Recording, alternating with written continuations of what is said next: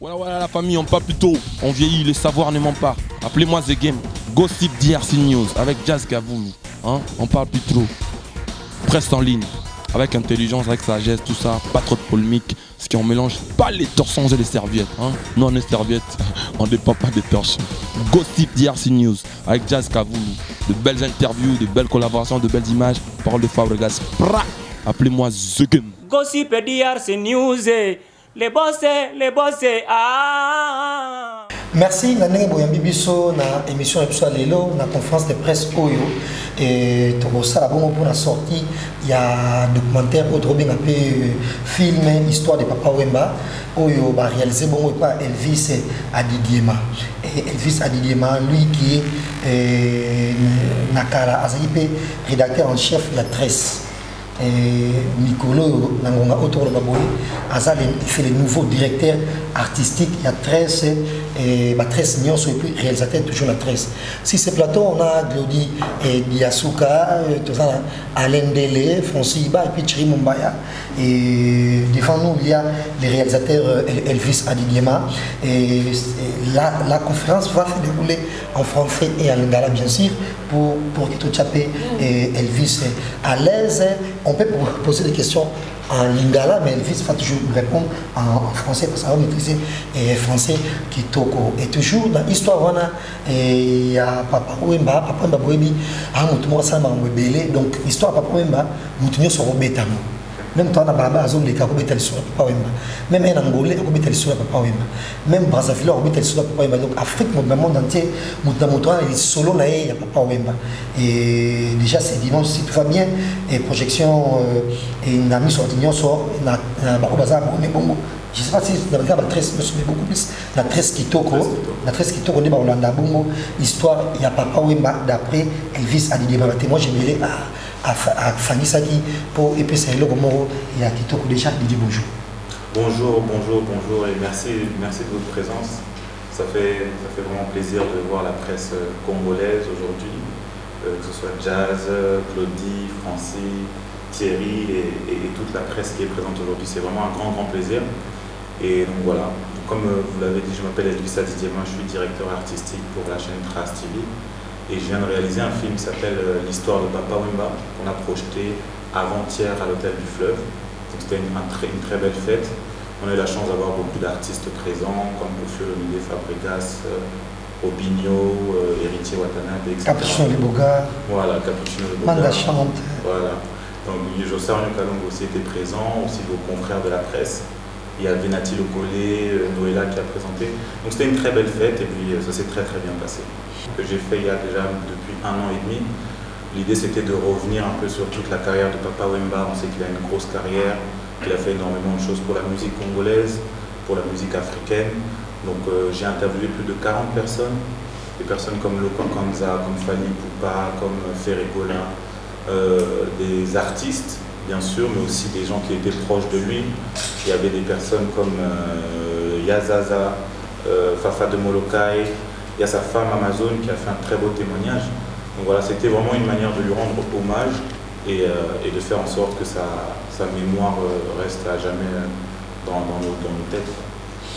Comme d'habitude, au cinéma, il y a des critiques, il y a des gens qui ont aimé et qui n'ont pas aimé. Donc, il y a, je sais pas, fiction et réalité. Et on va prendre Glody et Diafouka. Merci beaucoup, je suis très ravie d'être là. D'abord, moi, je voulais savoir pourquoi les choix de Papa Wemba. Parce qu'avant Papa Wemba, il y a aussi d'autres artistes, au Bakoufa, comme exemple Taboulay. Pourquoi pas, vous avez aussi pensé à lui, mais vous avez choisi seulement Papa Wemba. Mais quand je suis rentré à Trace, il y a 2 ans, ça coïncidait un peu avec la mort de Papa Wemba. Moi, je suis rentré en juin, lui, il était mort en avril.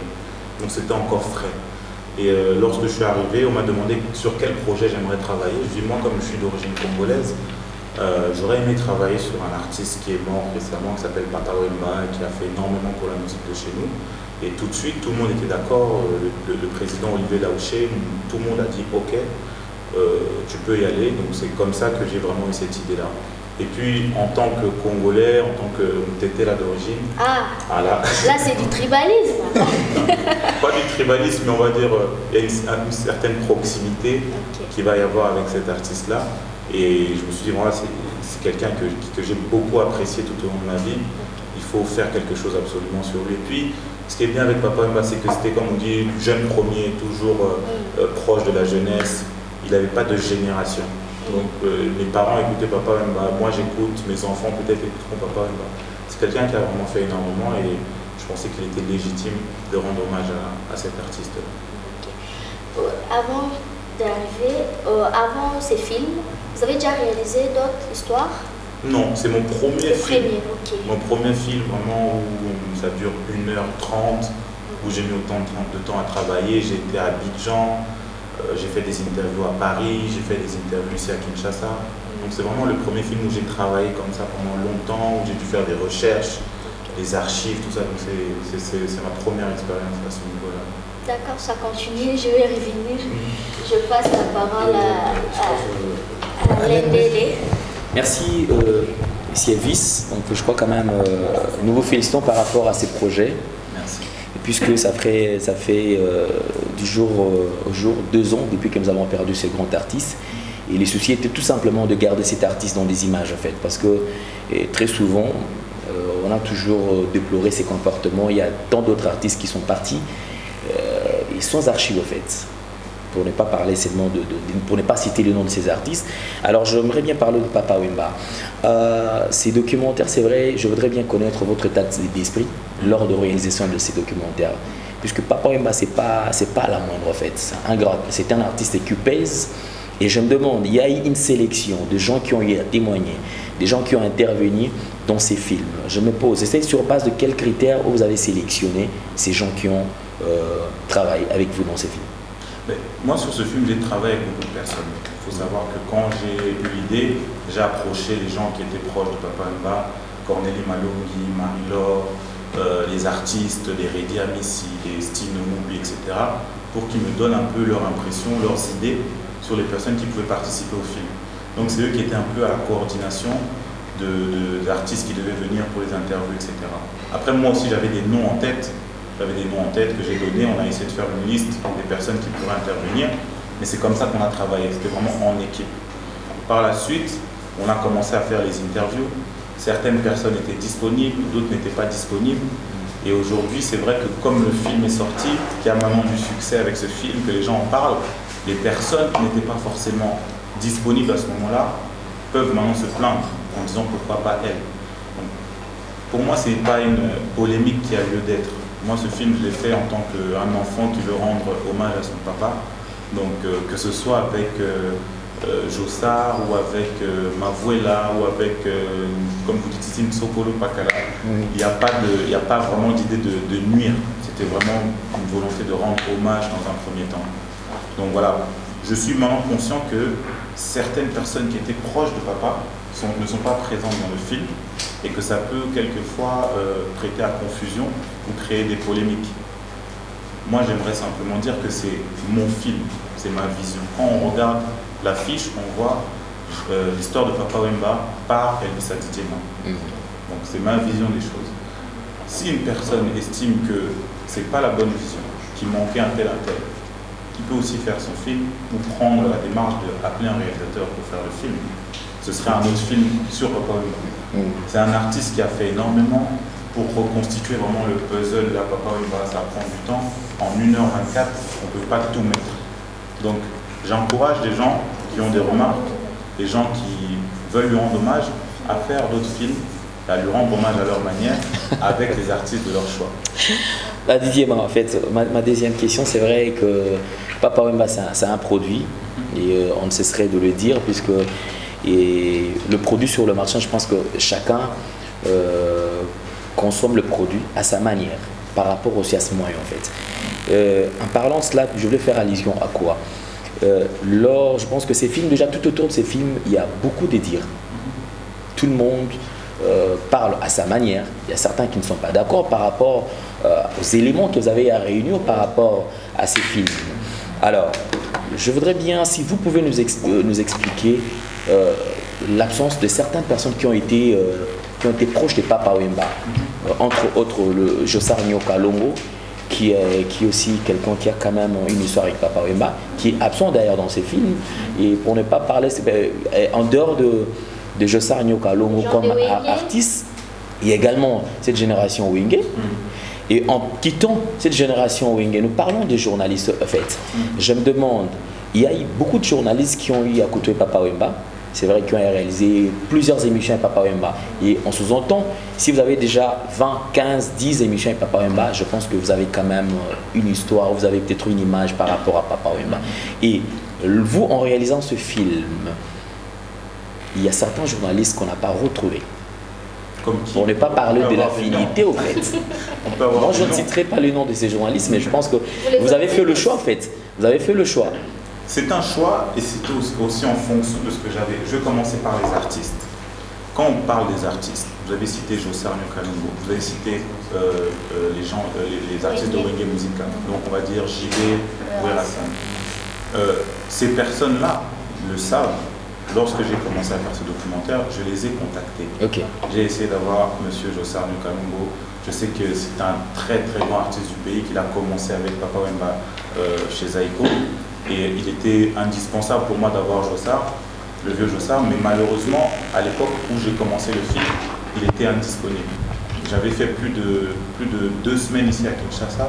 Je n'ai pas réussi à l'avoir parce qu'il était indisponible pour des raisons qui lui sont propres. Et malheureusement, on n'a pas pu faire l'interview. Pour Wenge aussi, pareil, il y a eu pas mal de soucis de coordination. Moi, je me suis excusé personnellement auprès de JB Mpiana parce qu'avec JB Mpiana, on avait même fait l'interview. On a eu des soucis au niveau technique qui ont fait qu'on n'a pas pu intégrer l'interview. Donc même avant la projection de ce film, j'ai appelé JB Mpiana. Je lui ai dit, voilà vieux, on a fait l'interview, etc. Mais il y a eu des soucis. Il a dit, il n'y a pas de problème, pas de soucis. Ce n'est que partie remise. Maintenant, si on regarde l'histoire de Papa Wemba, c'est la même pour tout le monde. Que ce soit pour JB Mpiana, que ce soit pour Fally Ipupa, etc. C'est la même pour tout le monde. On sait quel artiste il a été, on sait ce qu'il a apporté à la musique. Donc, que ce soit X ou Y qui le disent, je pense que ça va revenir à la même chose. C'est comme quand on parle de la Bible. La Bible, c'est la même pour tout le monde. Il y a l'évangile selon un tel, selon un tel.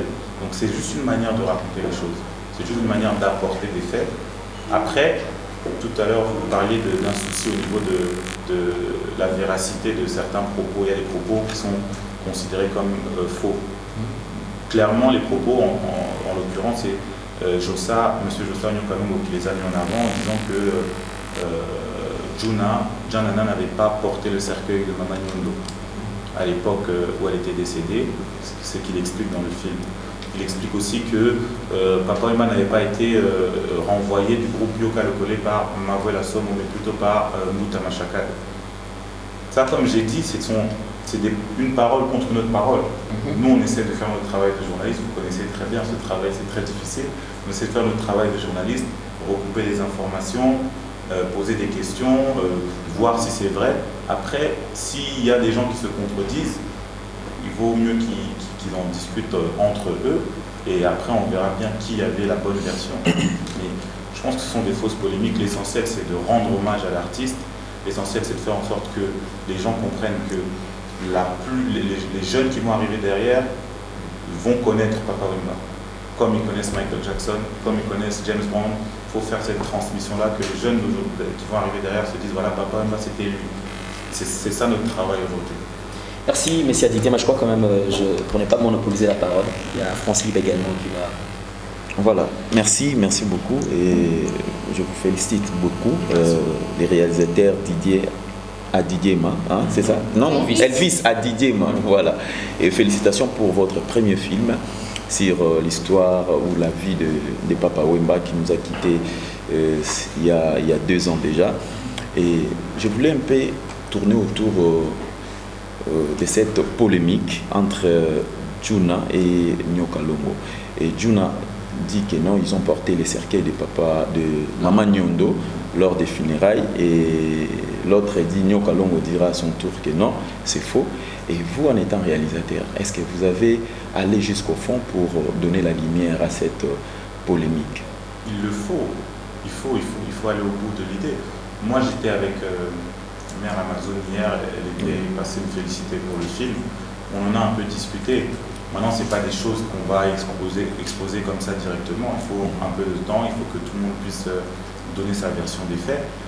Mais comme je le dis encore une fois, ce n'est pas l'objet principal de ce film-là. Ça, ce sont des détails qui comptent pour certains. Mais pour moi, l'idée principale, c'est de rendre hommage à l'artiste.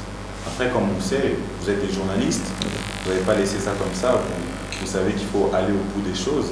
Et la vérité éclatera et à ce moment-là, on pourra en discuter. Mais pour l'instant, ce n'est pas l'objectif. L'objectif, c'est de parler du film qui est sorti il y a une semaine et qui va être en diffusion dimanche à 20h sur Trace Kitoko. Oui, voilà, merci beaucoup, merci pour la réponse. Mais ma deuxième question est de savoir, est-ce que nous sommes des Africains? Vous savez, chez nous en Afrique, si vous faites quelque chose sur une star, une grande star comme Papa Wemba, sachez très bien qu'il y a sa famille qui seront derrière toi, donc les membres de sa famille. Et as-tu déjà contacté les membres de sa famille avant de le faire? Mais la première chose que j'ai faite quand j'ai décidé de faire ce documentaire, c'est d'appeler la famille. J'ai appelé Maman Amazon qui m'a présenté aux filles de Papa Wemba, Kadi, Ella, Orphée. Elles sont d'ailleurs dans le film. Oui. Donc, il faut avoir la bénédiction de la famille quand on veut faire quelque chose, c'est la base. C'est la base dans notre culture et c'est ce que j'ai fait. Derrière, elles ont vu le film et m'ont félicité. Donc pour moi, c'est la plus grande victoire aujourd'hui. C'est d'avoir convaincu la famille, c'est d'avoir fait en sorte que la famille aime le travail que j'ai fait. Il y a d'ailleurs Kadi et Junior qui étaient présents lors de la projection qui m'ont encore félicité. Derrière, le reste, c'est pas vraiment très important, je pense. Voilà, merci beaucoup Elvis. Merci beaucoup pour la parole. Moi, je crois je vais aussi commencer, comme les autres, par vous féliciter par rapport à la qualité du film. Vous savez, ici au Congo, on a jusque-là une crise en matière de tout ce qui concerne la réalisation et tout. Mais voir la qualité comme ça, vraiment, personnellement, je vous félicite. Mais j'aimerais connaître un tout petit peu d'élargir notre vision. Vous savez, depuis un certain temps, on l'a dit, un confrère ici, on a du mal à marquer l'histoire de nos artistes qui sont partis. Vous avez commencé une histoire, je crois. Il y a tant d'autres personnes qui peuvent aussi prendre des orientations concernant d'autres artistes qui sont partis. Mais j'aimerais qu'on revienne un peu ici au pays. Monsieur Didier Ma, film au Salisio, Papa Wemba. Est-ce que vous avez compté film et à la pembeni à population, tout à juste réservé pour une classe? Parce que là, nous voulons immortaliser à jamais Papa Wemba. Quand on veut l'immortaliser, il faut d'abord commencer par la base. Papa Wemba vivait comme un jeune de Matongé. Alors que moi, la Matongé, l'esprit à Bayanké. Bayanké bako s'imprégner dans l'histoire au Yopesi. Tu vous allez pour la bateau, balobara le poto, loko la yo. Je m'aimerais répondre Bayanké, wana ya Matongé, baobara na poto, baobazara partout. Qui se pose déjà des questions. Est-ce que le film c'est juste pour une classe ou c'est pour tout le monde? Le film est pour tout le monde. Le film est pour tout le monde et c'est pour ça même que il y a cette polémique-là. Si je voulais vraiment faire le film pour une seule partie, j'aurais pris que des anciens, des personnes qui le connaissent très bien. J'ai pris des personnes qui le connaissent de loin, des personnes qui le connaissent de près. J'ai essayé d'avoir toutes sortes de personnages à l'intérieur de ce film-là pour représenter la diversité de Papa Wemba. Donc il était pas forcément proche de Ferregola, mais je sais qu'il aimait Ferregola particulièrement. Il appelait Petit Poisson deviendra grand. Donc c'est des personnes comme ça, je voulais vraiment un grand éventail. Maintenant, concernant le côté public, le côté populaire de Papa Wemba, il y a une partie du film où je parle de l'expression chancelo Bopamba. Voilà. Quand il parlait des phaseurs, des gens qui vivaient dans la rue, etc., il leur disait chaque fois chancelo Bopamba, osa phaseurs, les bureaux à la chef d'entreprise, osa la bon rebelle, etc. C'est des phrases comme ça qui font ce personnage-là. Et c'est pour ça que j'ai décidé de faire ce film-là. Donc je pense que toute personne qui va regarder ce film va se reconnaître. Va se reconnaître parce que Papa Wemba était un enfant de la rue, un vrai Quinois qui pouvait traîner à Matongé pendant pas d'heure, discuter avec les Cheikh. C'était aussi un grand artiste qui pouvait voir des présidents de la République, des ministres s'asseoir avec eux. Comme là on voit Alain Akwa, là on voit tous les présidents de la République qui sont passés dans ce pays-là. C'était aussi un artiste qui avait un côté spirituel, qui aimait beaucoup la religion. Donc il avait toutes ces facettes-là et je pense que toutes les personnes qui vont regarder ce film vont se reconnaître, vont dire ah, c'est quelqu'un qui me parle. Donc c'est vraiment un film pour tout le monde, si c'est la question que tu me posais. Mais s'il faut aller en dehors de Kinshasa ou en dehors des zones francophones, après la mort de Papa Wemba, nous avons compris, et ceux-là qui ne comprenaient pas la grandeur de Papa Wemba ont fini par comprendre parce qu'il y a eu des médias partout dans le monde, on a parlé de sa mort, on a parlé de ses œuvres, mais Papa Wemba chantait beaucoup plus en lingala, bien que il a été consommé même dans des zones anglophones, francophones ou lusophones, mais il chantait à lingala. Mais aujourd'hui, après sa mort, vous réalisez un film comme ça. Comptez-vous aussi voir des zones anglophones, par exemple, traduire le film en anglais? Pensez-vous à cela? Parce que nous voulons que ce film puisse atteindre, en tout cas, tous les coins et les recoins du monde, de façon que l'histoire de Papa Wemba soit enfin connue et que l'histoire de Papa Wemba reste indéléblement marquée dans le monde entier, disons ça comme ça. Ça tombe bien. Ça tombe bien. Hier, j'ai eu un mail, c'est le Festival de Toronto au Canada. Ils ont regardé les extraits, ils veulent absolument voir le film. Donc c'est déjà en cours, on a déjà décidé de traduire le film en anglais pour l'offrir au monde entier, que tout le monde puisse voir un peu ce que cet artiste a accompli dans sa vie. Donc c'est quelque chose, oui, qui va se faire. On va prendre Franck Stéma.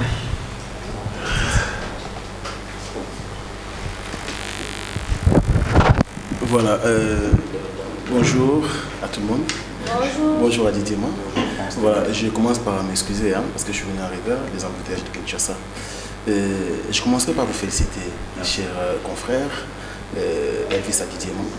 Moi, j'ai qu'une seule préoccupation. Je voulais savoir quelles sont les difficultés que vous avez rencontrées lors du tournage de tous ces films. On a visionné, il y a pratiquement 120 minutes. Alors, il y a pas mal de gens, bien que bon, vous soyez un peu contredit par beaucoup de gens par rapport aux intervenants, mais dites-nous un peu quelles sont les difficultés que vous avez rencontrées lors du tournage de ces films. Merci Franck Stéma, et puis vous êtes l'un des seuls à avoir vu le film, je pense que vous êtes dans la salle. Donc c'est bien quand même qu'il y ait des membres de la presse qui aient pu voir le film, c'est important. Concernant les difficultés, bon, on est journaliste comme je le disais, on a toujours des difficultés. Aujourd'hui on parle des difficultés de circuler dans la ville, on parle des difficultés pour voyager, etc. Donc c'est vraiment des difficultés, on va dire, logistiques. Moi je devais aller à Abidjan, au FEMUA pour fêter les 1 an de sa mort, pour voir où il était décédé, donc c'était compliqué à tout organiser. Je devais rassembler des gens qui étaient difficilement joignables. Tout à l'heure, je parlais de M. José que je n'ai pas réussi à voir. Il y a des gens que j'ai mis peut-être 1 mois ou 2 mois à voir, c'est très compliqué. Des gens comme Reddy Amis, qui sont pourtant à Paris, j'ai eu du mal à les avoir. Donc c'est des difficultés comme ça, on va dire, mais c'est des difficultés que nous connaissons en tant que journalistes et qui ne découragent pas. J'ai aussi eu un souci au niveau du lancement. Je pense que ce film devait être lancé depuis les 1 an de sa mort. Et finalement, avec tous les problèmes qu'il y a eu en termes de droit, en termes de montage, en termes de mixage, vous connaissez tous ces soucis-là, ça a pris beaucoup plus de temps et c'est pour ça que c'est sorti aux 2 ans de sa mort. Je pense que c'est un mal pour un bien parce que cette année, on commençait à voir qu'il y avait un peu moins d'engouement, qu'il y avait moins de personnes qui parlaient de Papa Wemba par rapport à l'année dernière. Donc ça va redonner encore un peu d'importance à ce jour du 24 avril, qui est un jour quand même anniversaire et un jour qui compte pour tous les Congolais. Je voulais ajouter encore une petite question avant de passer la parole à Jazz, c'est possible. D'accord. Elvis, je voulais savoir, le film est là, c'est un produit fini. Nous assisterons bien sûr à la première diffusion sur Trace Kitoko, mais après la diffusion du film, quels sont les objectifs par rapport à ce que vous avez compris comme projet? Les objectifs par rapport au film? Par rapport au film. Ben, l'idée, comme l'a dit monsieur Thierry, l'idée c'est vraiment que le maximum de personnes puissent voir le film. Alors c'est ce que je disais à la conférence la dernière fois. Nous, on a mis quand même un budget pour faire un film, on a fait des déplacements, on a pris du temps.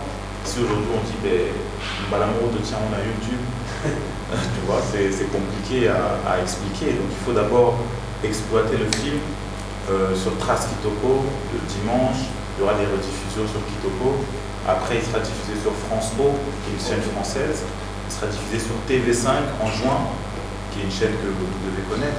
Et je pense que par la suite, on pourra savoir comment on pourra le vulgariser au maximum, que les gens puissent le voir.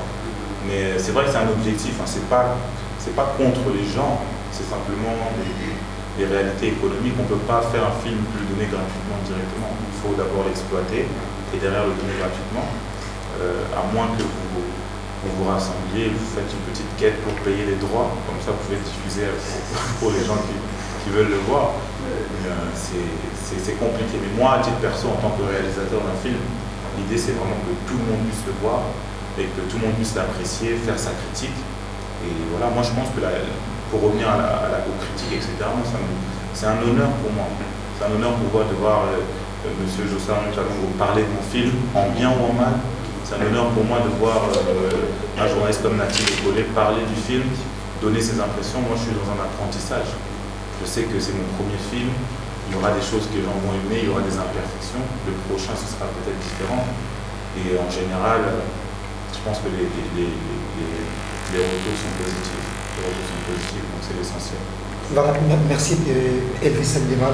On va comprendre Alain qui a une autre question pour vous. Merci Jazz Kavoulou, merci à Didier Ma. Je crois quand même, puisque nous sommes talonnés par les temps, on est obligé de passer par une autre étape. Alors, il y a une question qui me vient en tête. Puisque nous sommes journalistes, nous sommes de la presse, nous savons qu'il y a 3 étapes que vous avez utilisées. Il y a eu collecte d'informations et puis ensuite il y a eu traitement. Après, voilà, nous attendons la diffusion en fait. Mais en parlant de ça, revenons sur le traitement des éléments en fait. Aujourd'hui, il y a certains éléments qui sont mis peut-être en cause aujourd'hui, où les gens ne sont pas du tout d'accord par rapport à cela. Que pensez-vous par rapport à cela? Y aura-t-il une deuxième partie qui pourra vous racheter par rapport à ces informations qui sont considérées comme étant fausses informations? Ou que pensez-vous par rapport à tout cela? Ça, c'est comme je l'ai dit il y a quelques minutes, ça va être un face-à-face en fait. Quand on parle de la polémique sur June, etc., M. Jananas, on ne peut pas revenir dessus. Ce sera sa parole contre la parole des autres. Je pense que généralement dans le film, je n'ai pas fait d'erreur au niveau des dates, je n'ai pas fait d'erreur au niveau de la chronologie, des erreurs au niveau de quoi que ce soit. C'est simplement des personnes qui sont à l'intérieur du film, qui ont dit des choses que certaines autres personnes estiment fausses.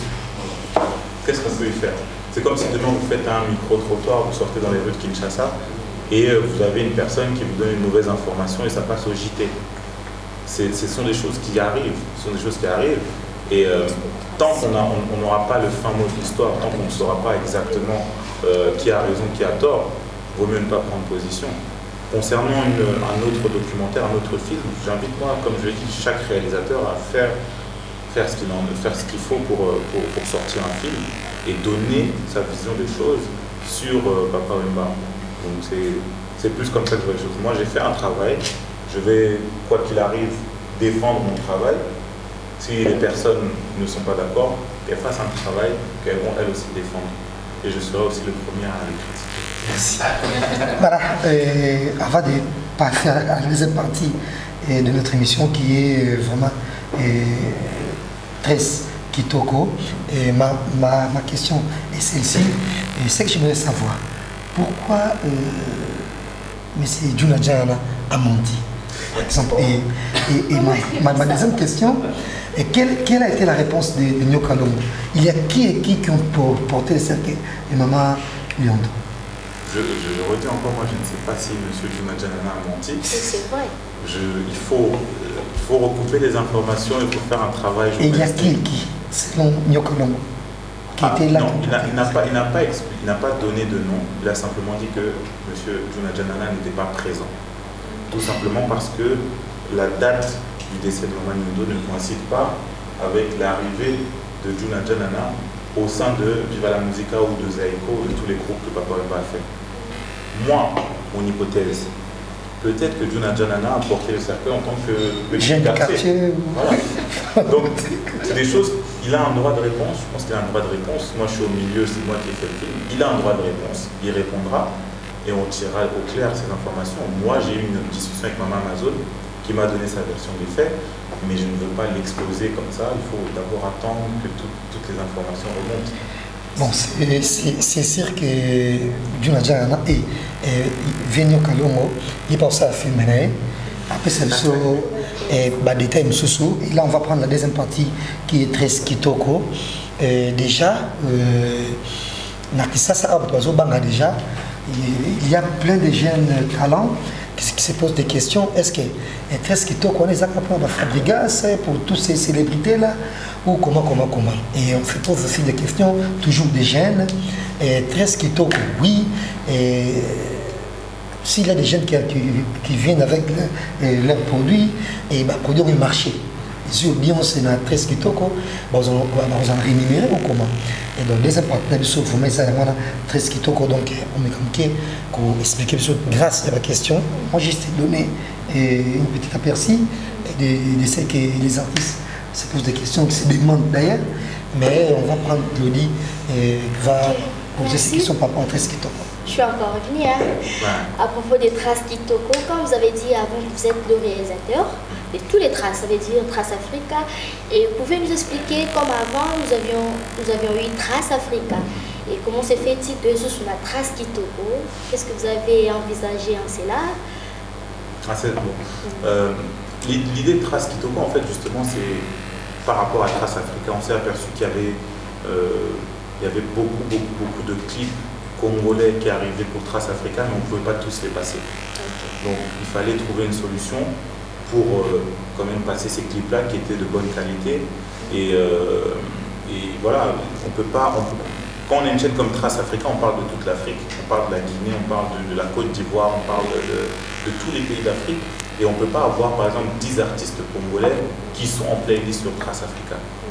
Mais pour autant, ces 10 artistes congolais peut-être ont des beaux clips ou un beau niveau. Si tu prends Ferré, Fali, Kofi, Fabregas, Deplik, Robinho, tu as déjà 5-6 artistes. Et quand on doit faire une playlist, il faut quand même qu'il y ait un équilibre.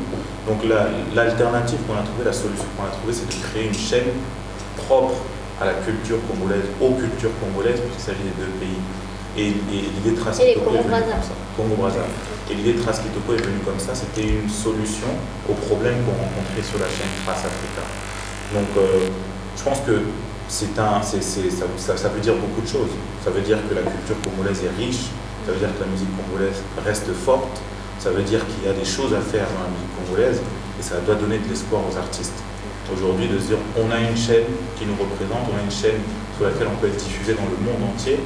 Et à nous de produire de bons clips, à faire un bon travail pour espérer rentrer dans cette chaîne-là, parce qu'on garde quand même les critères de Trace. C'est pas parce qu'on fait une chaîne purement congolaise qu'on va baisser les critères et qu'on va accepter tous les clips. On garde les mêmes critères, mais on ouvre un peu plus avec les jeunes talents. Et quels sont vos bénéfices? Ou soit les musiciens, qu'est-ce qu'ils vont bénéficier de vous? C'est bien que vous dites quels sont nos bénéfices, parce que nous déjà on ne gagne pas beaucoup d'argent en faisant ça. Parce que ça c'est, on va pas dire un sacrifice, mais c'est un beau cadeau qu'on fait, c'est une opportunité qu'on donne, sans pour autant savoir comment on va se rémunérer. On sait très bien comment marche Trace Africa, on sait très bien comment marchent nos chaînes, et là c'est un risque qu'on prend en se disant on va créer une chaîne pour les artistes congolais, mais si ça ne marche pas, on ne va rien gagner. Donc déjà avant de parler du bénéfice des artistes congolais, il faudrait penser à nous-mêmes nos bénéfices. Pourquoi on fait cette chaîne-là, sachant qu'on n'a pas de garantie de bénéfice? Bon, ça c'est la première chose. Maintenant, concernant les artistes eux-mêmes, je pense que, comme toutes nos chaînes, on a 9 chaînes aujourd'hui, comme toutes nos chaînes, on est tenu de payer des droits, on est tenu de respecter la législation, parce qu'on est diffusé dans tout le monde entier. Et logiquement, il y aura un mécanisme qui sera mis en place pour rémunérer les artistes, avec les droits d'auteur, etc., les droits de passage, enfin les droits d'auteur qui seront générés par les passages en télé. Donc je pense que c'est une très très bonne opportunité pour les artistes et il faut vraiment qu'il y ait un engouement, que les gens comprennent ça. Et comment faire pour acquérir, je ne sais pas, pour passer le clip, l'ordre sur Trace Kitoko, comment vous procédez? Normalement on procède par envoi via mail. Donc les artistes qui ont des clips qu'ils aimeraient faire entrer en playlist on leur donne une adresse mail que je pourrais vous donner tout à l'heure si vous voulez l'afficher. Et à partir de là, les clips sont récoltés par la programmation qui va déterminer quels sont les clips qui passent, quels sont les clips qui ne passent pas. Mais c'est comme pour toutes les chaînes traces. Toutes les chaînes traces marchent de la même manière. C'est pas vous-même qui faites les choix. Vous connaissez Fabregas, et le Rebimika Lelo, et même on le voit sur Trace Kitoko. Non.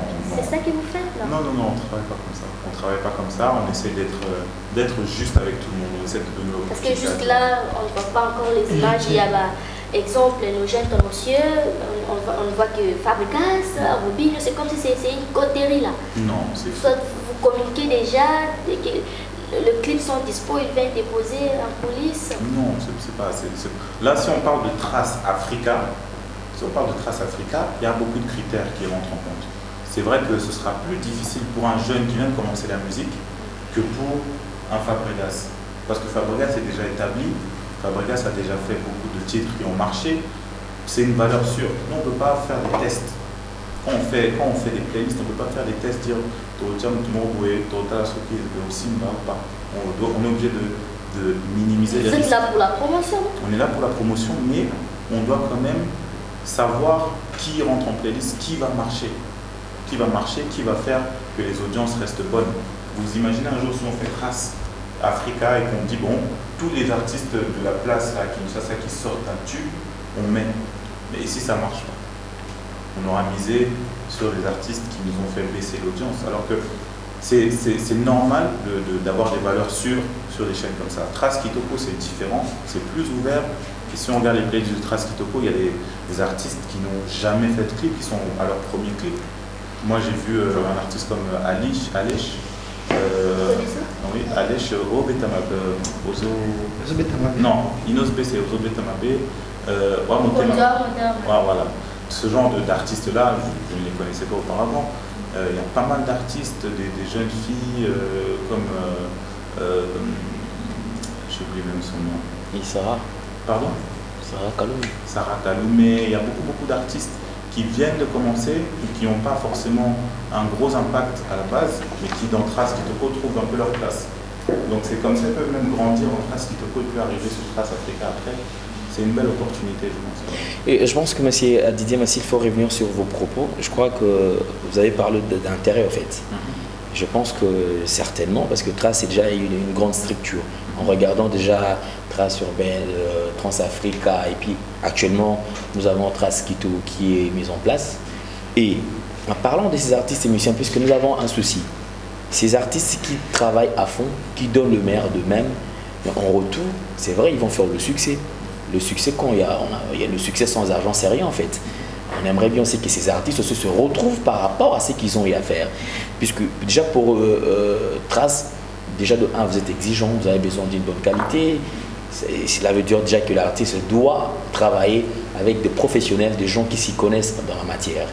Mais en retour, vous avez parlé tout à l'heure de vos intérêts en fait. Déjà, Trace Kitoko est déjà sur le bouquet. Je crois que nous payons. Déjà pour regarder Trace Kitoko, moyennant 20 $. Déjà, s'il faut parler d'intérêt, je pense que déjà c'est bon, puisque déjà vous êtes sur le bouquet. Et quelle est la part de ces artistes et musiciens en dehors de la promotion? Puisque nous, là, vous touchez plus sur le plan promotionnel. Oublions que ces artistes, c'est vrai, le premier tube qui sort, il y aura un deuxième. Et s'il n'a pas de moyens? Est-ce que Trace va mettre le moyen, puisque c'est un artiste généralement qui a déjà de potentialité? Et puisqu'on ne veut pas rater quand même cet artiste, il faudra peut-être le motiver par rapport au deuxième tube. Ça, c'est ma première question. Si vous pouvez répondre. Ça tombe très bien de poser de bonnes questions parce que j'ai de bonnes réponses aussi. Aujourd'hui, on a justement développé ce qu'on appelle un pôle musique business. Et c'est là où je vous explique que je suis directeur artistique. Okay. L'idée, c'est justement d'accompagner les artistes sur lesquels on va déceler un potentiel pour qu'ils puissent encore plus éclater. Et voilà, l'idée c'est on va repérer ces artistes-là, on va les accompagner, on va voir quels seront leurs besoins, si c'est du clip, si c'est du management, si c'est de la distribution digitale, comme aujourd'hui on sait qu'on distribue beaucoup sur les plateformes comme Spotify, Apple, etc. Okay. Ce sont des choses qu'on est en train de mettre en place et on a discuté déjà avec beaucoup d'artistes. On a fait un test récemment avec un artiste qui s'appelle Dadjo, d'Adjou avec le titre Mafouzi Style qui était en l'honneur de Serge Ibaka. C'est un titre que nous on a produit. On l'a accompagné d'Adjou, même s'il a des moyens, etc. On a fait un test avec lui, on l'a accompagné sur ce projet-là. On a sorti un titre qui a aujourd'hui 20 millions de vues sur YouTube. Donc c'est des choses comme ça qu'on est en train de mettre en place pour les gros artistes comme Dadju, comme je sais pas, Fali, Ferry, etc. Mais aussi pour les jeunes qui arrivent et qui ont peu de moyens.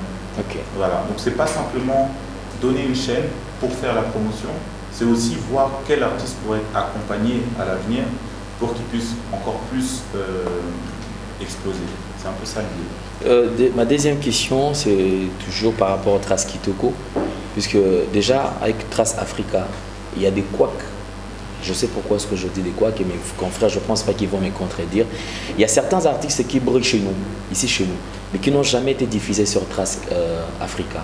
Mais on se pose la question, pourquoi ces artistes ne sont pas diffusés sur Trace Africa?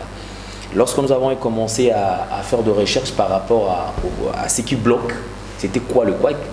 On aurait appris qu'il y a certains artistes congolais qui ont aussi créé leur structure, c'est-à-dire pour passer sur Trace Africa, il faudra passer par ces artistes-là pour atteindre votre structure. Vous pouvez nous éclaircir par rapport à cela. Et puis la deuxième sous-question, avez-vous déjà remédié à cela pour donner au moins accès à tous ces artistes qu'ils aient quand même une facilité de vous voir et puis traiter? Si c'est bon, ok. À moins qu'il y ait quand même un rejet par rapport au projet. Mais si le projet est impeccable, est-ce qu'avez-vous déjà trouvé le mécanisme par rapport à cela?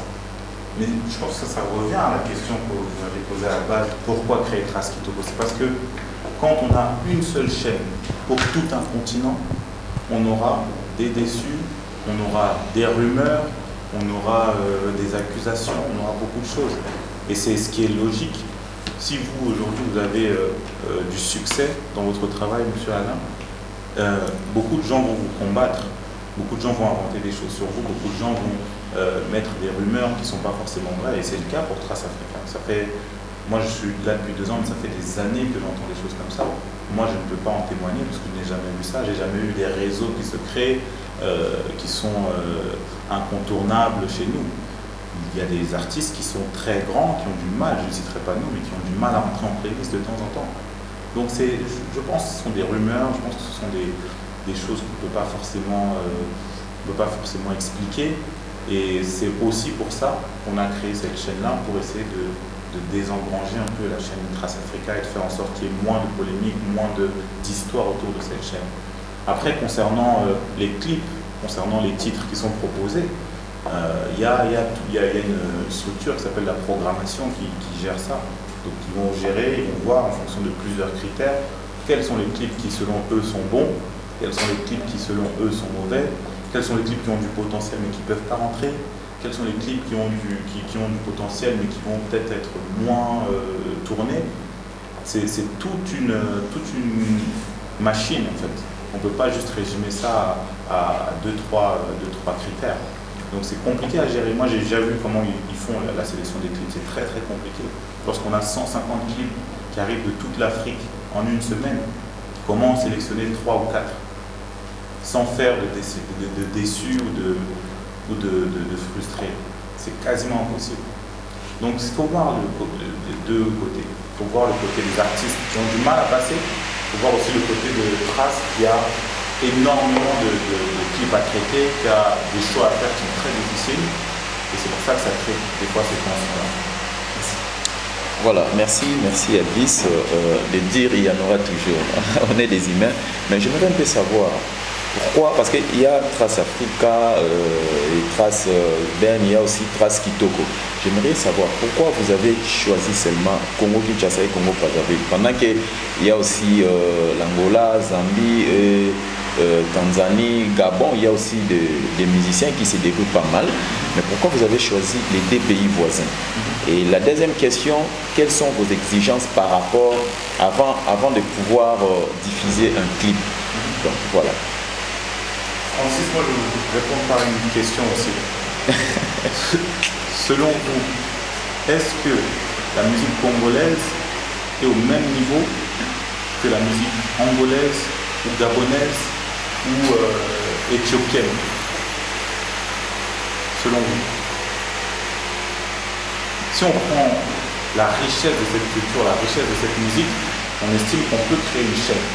On estime qu'on a suffisamment d'éléments pour créer une chaîne et qu'on peut la faire perdurer, qu'on peut la développer.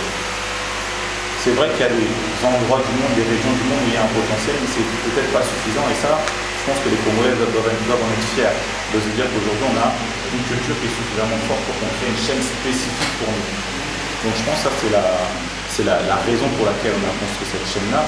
Et demain, il y a peut-être des projets qui vont arriver pour des régions. On a une région comme l'Afrique de l'Est, on a Trace Mziki, qui englobe le Kenya, l'Ouganda, toute cette zone-là. On a une chaîne qui s'appelle Trace Niger, qui prend que la musique nigériane. Parce que là aussi, on a estimé qu'il y avait un gros potentiel et qu'il y avait une productivité suffisante pour faire une chaîne.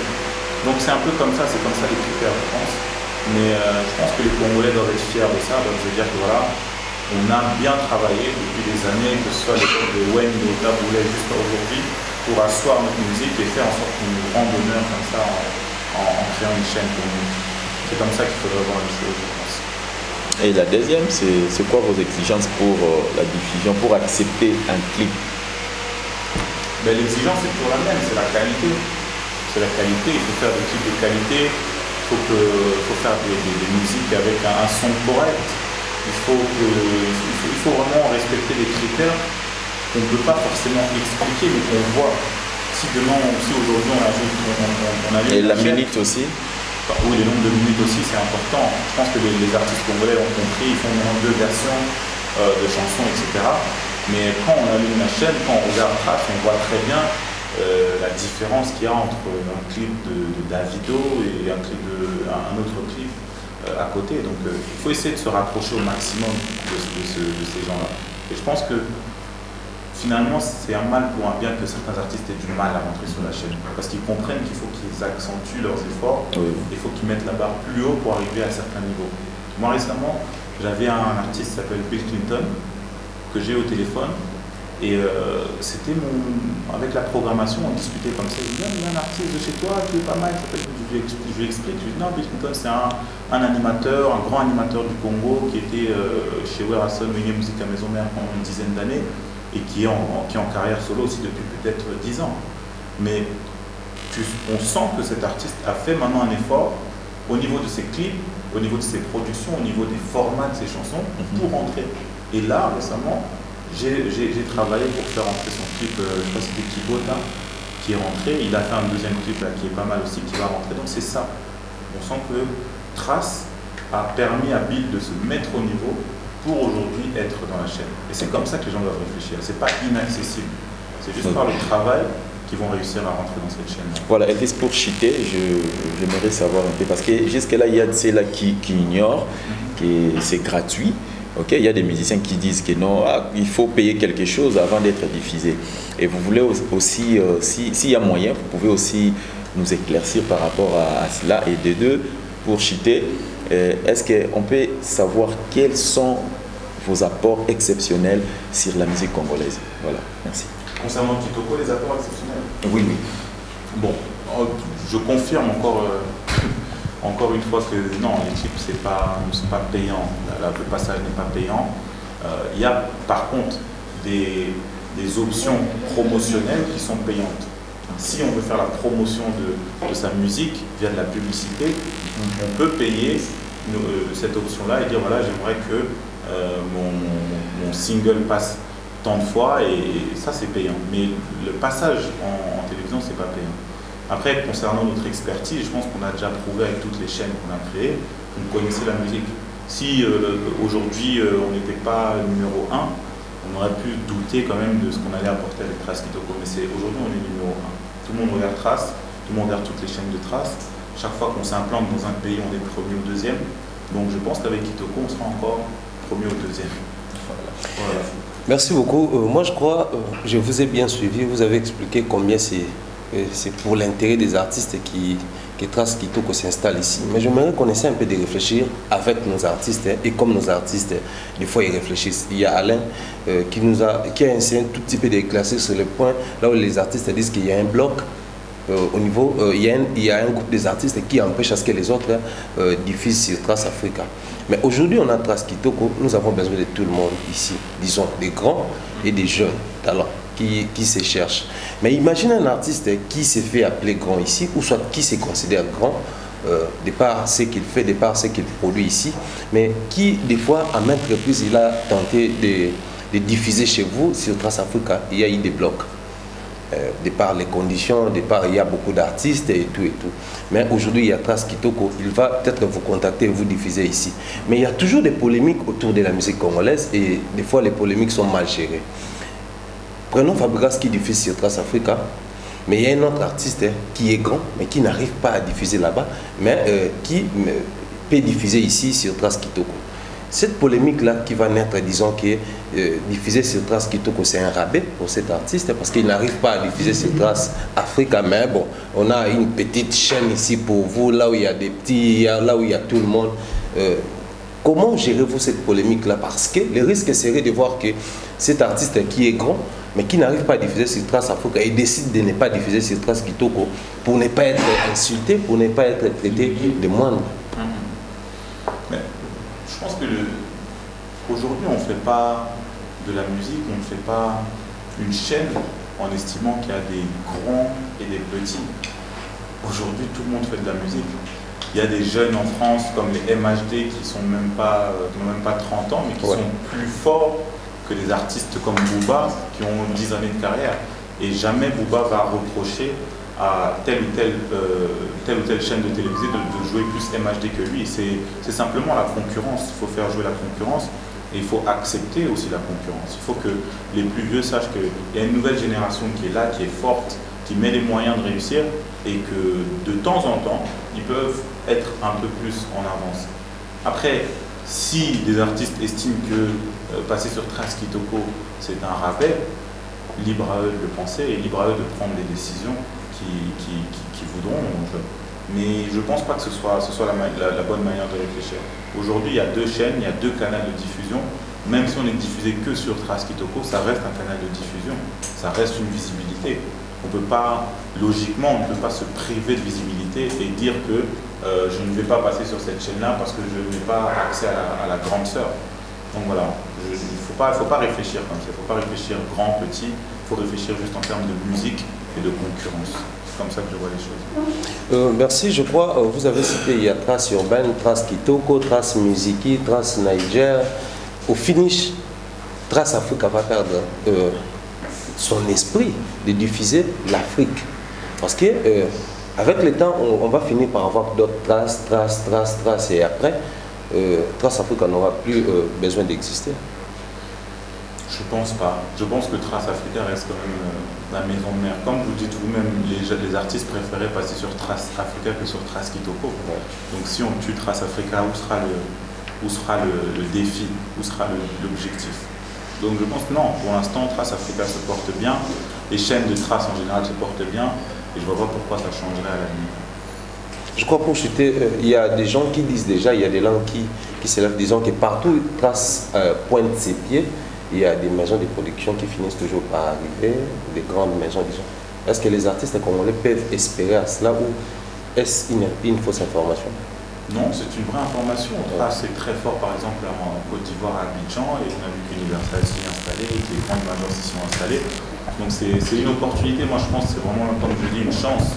Il faut voir ça comme une chance et un espoir pour tous les artistes de se dire que là, on a enfin pointé l'objectif sur nous et à nous de faire nos preuves. Si demain, les artistes congolais ne font pas l'effort et qu'il n'y a pas de bons résultats, ils ne pourront s'en prendre qu'à eux-mêmes, je pense. Donc c'est vraiment une grande opportunité, il faut le réaliser, il faut faire ce qu'il faut pour se mettre en avant, je pense. Voilà, monsieur Elvis, j'ai une question par rapport à ce sujet. Trace Kitoko, c'est bien. Moi, je pense que c'est un outil qui est venu pour essayer d'aider aussi notre culture. Mais il y a aussi un souci au-delà de diffusion des clips de nos musiciens. Nos artistes ont un problème sur la production scénique. Est-ce que vous pensez aussi à ça? Par exemple, produire quelques artistes musiciens qui ont des albums sur les marchés, qui font bien leur promotion, mais qui manquent des producteurs sur les plans scéniques. Et ça revient à ce que je disais tout à l'heure. Moi, je pense que L'idée, c'est pas seulement d'accompagner un artiste via la promotion sur la chaîne. L'idée, c'est vraiment d'accompagner un artiste, comme on dit chez nous, 360 degrés, sur tout ce qu'il fait, sur tout ce qu'il a comme potentiel. Et c'est sûr que le côté production, le côté scène, c'est quelque chose d'important. Nous, on encourage les gens à toujours venir nous voir quand ils décident de faire des tournées africaines, quand ils décident de se produire sur scène, on les encourage toujours à venir nous voir, savoir qu'est-ce qu'on peut mettre en place ensemble pour donner encore plus d'impact à ces productions scéniques-là. Donc le message aujourd'hui qu'il devrait passer aux artistes, c'est qu'il ne faut pas qu'ils hésitent à venir vers nous. Il ne faut pas qu'ils aient une crainte en se disant qu'on n'aura pas une oreille attentive ou leurs revendications, leurs demandes ne seront pas traitées. Il faut venir vers nous, il faut poser des questions s'il y a des nécessités, des besoins en termes de production, des besoins en termes de distribution, d'édition, etc., publishing. On est présent, on peut répondre à toutes ces questions-là aujourd'hui. À l'époque, on n'était qu'une chaîne qui diffusait. Maintenant, on essaie vraiment de créer tout cet environnement-là autour des artistes-là. Merci, Elvis Adidiema. Voilà, une seule question. Merci. Oui, monsieur, j'aimerais bien que vous puissiez éclairer ma lanterne par rapport au concept Kitoko. D'où est venue cette inspiration? Car je m'aperçois que l'album Tokos vous a inspiré. Aussi, quelle est la force de votre chaîne Trace Kitoko? Alors, l'idée de Kitoko, après, on a beaucoup réfléchi. On a beaucoup réfléchi à l'époque où on voulait créer cette chaîne. On savait qu'on voulait une chaîne avec les cultures congolaises. On a réfléchi au nom. On parlait à l'époque de Trace Ndoulé. On a parlé de Trace Elengi. On a eu beaucoup d'idées. Et notre choix s'est arrêté sur Kitoko un peu comme par hasard, parce que c'est vrai que c'est un mot qui sonne bien, c'est un mot qui veut dire beaucoup de choses, qui représente le côté positif dans son ensemble. Après, c'est sûr que c'est un terme qui est beaucoup utilisé par M. Fali ou avec son terme Tokos, mais non, on ne s'est pas inspiré non plus de lui, c'est simplement le mot qui représente le mieux notre chaîne, parce qu'on veut vraiment donner un espoir à la jeunesse, on veut que la jeunesse soit dynamique, que la jeunesse soit positive tout simplement. Et Kitoko, c'est le bon mot. Donc voilà, je pense que c'est simplement ça. Et il fallait trouver aussi un terme en lingala, il fallait trouver un terme qui puisse se différencier des autres termes, qui représente vraiment la culture congolaise et la jeunesse congolaise. Kitoko, c'était pour moi le bon choix, et on a validé ce choix avec Olivier, avec Ethel, avec Nadège, sur qui on a travaillé sur ce projet. Merci Elvis Adidiema. Mais déjà, retrouver l'histoire de Papa Wemba, c'est dimanche à 20h30, c'est 13 Kitoko. Ouais, à 20h pile. 20h juste. 20h juste, c'est 13 Kitoko. Merci à Glody Yasuka, à Alain Dele, Francis Iba, Thierry Mombaya, Rigen, ainsi qu'à Franck Stemaï. Merci à vous. Et Elvis, un mot de la fin? Non, j'aimerais simplement encore vous remercier d'être venu et vous féliciter vraiment pour le travail que vous faites ici à Kinshasa. Je pense qu'aujourd'hui, beaucoup de gens vous suivent sur les réseaux, vous suivent à la télévision, vous faites un excellent travail. Et j'aimerais qu'avec l'arrivée de cette chaîne, on puisse travailler vraiment ensemble, on puisse être beaucoup plus proche dans l'échange d'informations, dans la promotion des artistes congolais. Et voilà, c'est vraiment un grand plaisir d'être là et d'être face à vous, et je vous remercie de votre présence. Voilà la famille, on parle plus tôt, on vieillit, les savoirs ne mentent pas. Appelez-moi The Game, Gossip DRC News avec Jazz Gavoulou. Hein? On parle plus trop. Presse en ligne, avec intelligence, avec sagesse, tout ça, pas trop de polémique, parce qu'on mélange pas les torchons et les serviettes. Hein? Nous on est serviettes, on ne dépend pas des torchons. Gossip DRC News avec Jazz Gavoulou. De belles interviews, de belles collaborations, de belles images. Parole de Fabregas. Appelez-moi The Game. Gossip DRC News. Les bossés, ah.